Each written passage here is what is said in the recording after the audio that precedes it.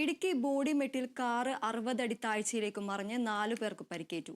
കർണാടക സ്വദേശികളായ ഒരു കുടുംബത്തിലെ 4 പേർക്കാണ് പരിക്കേറ്റത്. പരിക്കേറ്റവരെ തേനി മെഡിക്കൽ കോളേജിൽ പ്രവേശിപ്പിച്ചു.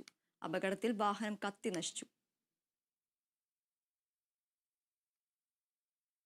ഇന്നലെ വൈകിട്ട് 5 മണിയോടെ ബോഡിമെട്ട് എക്സൈസ് ചെക്ക് പോസ്റ്റിന് സമീപത്ത് വെച്ചാണ് വാഹനം നിയന്ത്രണം വിട്ട് 60 അടി താഴ്ചയിലേക്ക് പതിച്ചത്.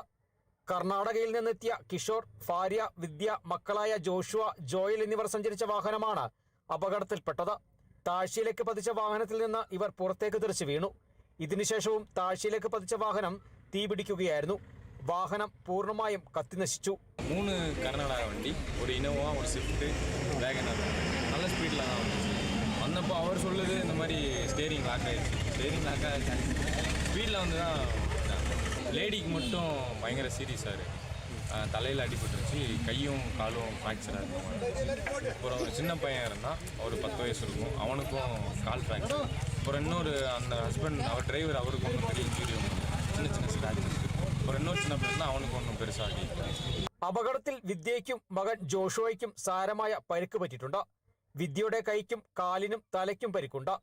ജോഷുവയുടെ കാലിനും ഒടിവ് സംഭവിച്ചിട്ടുണ്ട്. മൂന്നാർ സന്ദർശനത്തിന് ശേഷം ഇവർ തിരികെ മടങ്ങുകയായിരുന്നു. അമിത വേഗതയായിരുന്നു വാഹനത്തിന്റെ നിയന്ത്രണം നഷ്ടപ്പെടാൻ കാരണമെന്നാണ് ദൃക്സാക്ഷികൾ പറയുന്നത്. നെടുങ്കണ്ടത്ത് നിന്നും മൂന്നാറിൽ നിന്നും ഫയർഫോഴ്സ് സംഘം എത്തിയാണ് വാഹനത്തിന്റെ തീ കെടുത്തിയത്. Kerala Vision News, Idukki.